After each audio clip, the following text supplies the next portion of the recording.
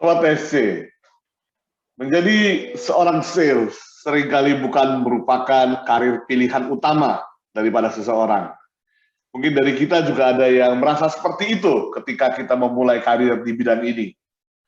Tapi apakah sobat memilih dengan sengaja atau dengan tanda kutip justru terpaksa menjadi seorang sales?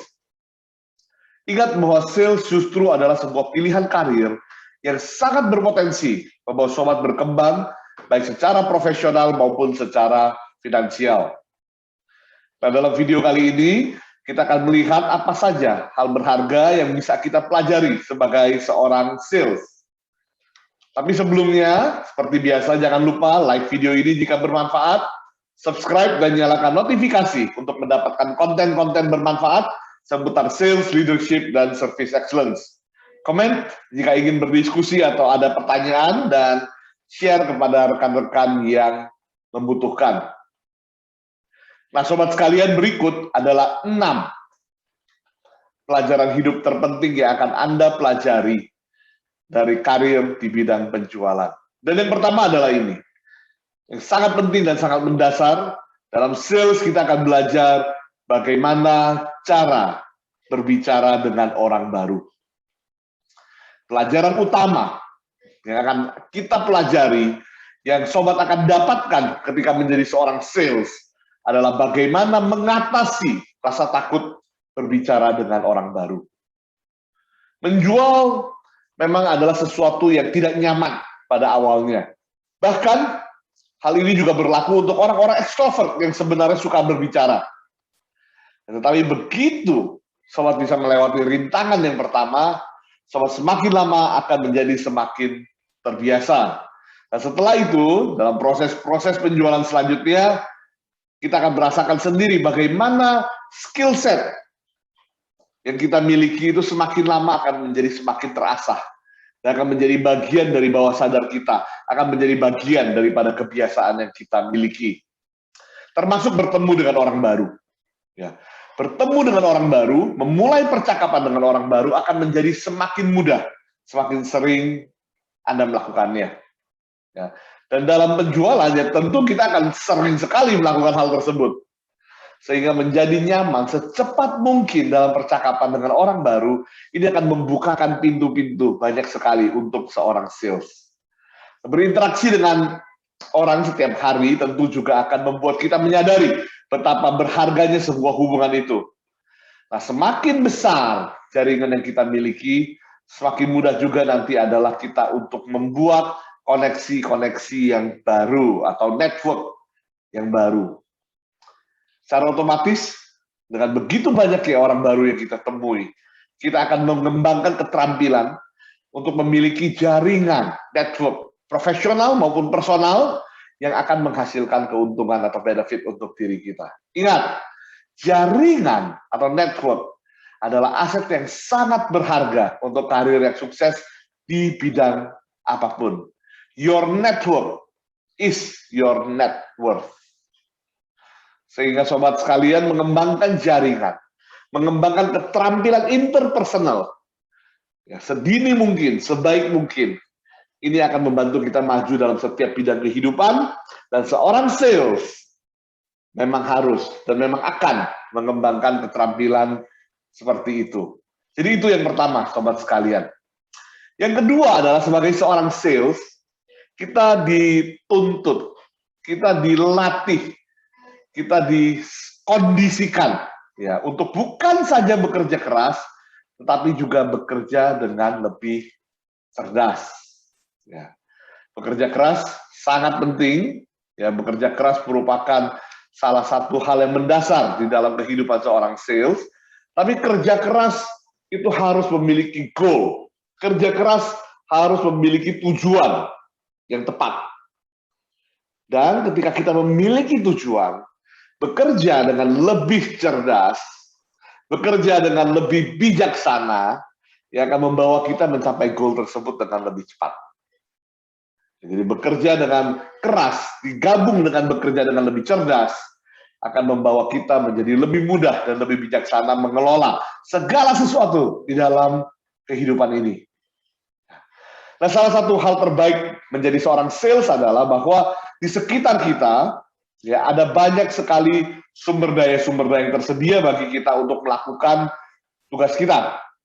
Nah, tugas daripada seorang sales yang baik adalah memanfaatkan semua sumber daya yang tersedia ini untuk bisa meningkatkan produktivitasnya di dalam waktu yang sama, atau bisa meningkatkan hal produktif yang bisa dilakukan di dalam waktu yang sama. Karena itu lalu kita berkenalan dengan sebuah kata, yaitu delegasi. Delegasi merupakan ilmu yang sangat penting dan wajib untuk kita miliki. Dan mungkin dalam pikiran kita ketika mendengar kata delegasi itu kita berpikir bahwa delegasi berarti membagi tugas yang saya miliki dengan orang lain. Ya, mungkin dengan rekan kerja, mungkin dengan anak buah. Ya, dan itu betul. Dan itu betul. Tetapi bagi kita individual contributor bukan berarti kita tidak bisa melakukan delegasi. Bagi seorang sales personal, delegasi bukan berarti hanya membagi pekerjaan kepada rekan kerja atau anak buah sesuai dengan kemampuan masing-masing. Delegasi juga bisa dilakukan dengan membagi pekerjaan kita dengan kemajuan teknologi yang kita miliki di masa kini. Di hari ini, kita sudah memiliki akses ke banyak sekali sumber daya teknologi yang bisa membantu kita mengoptimalkan hidup kita dan memberikan kepada kita lebih banyak waktu. Dan dengan mendelegasikan pekerjaan-pekerjaan rutin atau pekerjaan-pekerjaan kecil yang bisa kita delegasikan ke aplikasi-aplikasi atau ke teknologi, maka kita akan dapat memusatkan perhatian pada hal-hal yang paling penting. Dan bagi seorang sales, yang sangat penting tentu adalah melakukan lebih banyak deal closing tentunya. Ya. Ini hanya sebuah contoh, tetapi sebagai seorang sales, aplikasi-aplikasi atau teknologi yang bisa kita gunakan meliputi leads generator, social media, GPS mungkin untuk kita yang sering melakukan visit, CRM tools, dan lain-lain. Ya. Tentu delegasi bukan satu-satunya cara kita bekerja dengan lebih cerdas, tapi ini sesuatu yang perlu dipikirkan sambil kita melatih diri kita berpikir out of the box. Ya, berpikir out of the box untuk menemukan cara-cara baru dan kreatif untuk bisa bekerja dengan lebih cerdas. Nah, itu yang kedua, sobat sekalian. Yang ketiga, sebagai seorang sales, di dalam hidup ini kita dilatih dan lalu kita diberikan skill untuk menghadapi penolakan. Dan inilah salah satu yang tidak dimiliki oleh banyak sekali orang-orang di berbagai bidang yang lain. Tapi orang sales tahu apa itu artinya menghadapi penolakan. Ya. Padahal baik dalam penjualan atau dalam bidang-bidang lain, kita akan banyak sekali menghadapi banyak penolakan dalam hidup. Dan kehilangan kesempatan, ditolak idenya, tidak pernah terasa menyenangkan. Nah, seorang sales selalu berhadapan dengan hal itu, sehingga seorang sales umumnya akan belajar bagaimana bisa menangani hal ini secara profesional. Ya, kita sebagai sales akan banyak sekali bicara dengan orang-orang yang lalu akan berkata tidak kepada Anda, kepada kita. Jadi kita harus belajar untuk bagaimana yang pertama, tidak menanggapinya secara personal, tidak mengambil hati dan tidak tersinggung. Kita harus menyadari bahwa ketika seseorang mengatakan tidak kepada kita, mereka bukan mengatakan tidak kepada diri kita, tapi mereka mengatakannya pada ide yang mereka anggap mereka belum mengerti. Jadi ikhlas. Dan lalu mempelajari, ya tentu harus dilanjutkan dengan mempelajari cara mengatasi penolakan penjualan, akan memberikan kepada kita satu keterampilan psikologis untuk bertahan dalam situasi apapun di dalam hidup. Sebagian orang mungkin akan menyebutnya bermuka tebal, ya, atau badat seperti itu ketika kita bisa menghadapi penolakan dengan tetap tersenyum dan dengan cara yang sehat sebenarnya, tapi itu tetap adalah satu keterampilan hidup yang baik untuk dipelajari. Dan kita mendapatkannya dengan melakukan tugas kita sehari-hari, yaitu di dalam penjualan. Satu hal adalah setiap orang yang kita temui dalam hidupnya mungkin ya sedang mengalami hari yang buruk. Nah, sehingga kadang-kadang respons mereka pun tidak dimaksudkan untuk terdengar kasar atau terdengar menyinggung. Karena itu satu hal yang kita harus terus ingat di dalam menghadapi penolakan adalah untuk tetap fokus pada tujuan kita secara keseluruhan. Stay focused on the mission.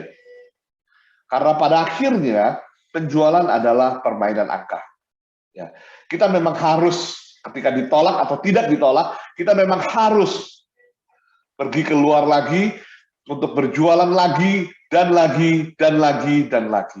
Dan cara terbaik untuk bisa melakukannya dengan lebih baik adalah dengan menjalani kegagalan demi kegagalan. Belajar dari kesalahan dan menjadi lebih baik. Menjadi lebih baik berarti menutup lebih banyak deal atau close lebih banyak transaksi. Nah, yang dibutuhkan adalah sebuah konsistensi, sehingga dalam menghadapi tantangan, menghadapi penolakan-penolakan, seorang sales harusnya sudah bisa menghadapinya dengan skill yang dikembangkan di dalam masa pekerjaannya. Boleh ditolak berkali-kali, tetapi seorang sales yang baik tidak pernah menyerah. Nah, sobat sekalian, itu ada 3 poin dari 6 total poin skill yang kita dapatkan ketika kita bekerja menjadi seorang tenaga pemasar. Nah, apa 3 poin sisanya dan bagaimana mereka bisa membantu kita di dalam menjalani kehidupan kita? Nantikan di video selanjutnya dan tetaplah bersama dengan Track Pro, your growth partner, grow with us today.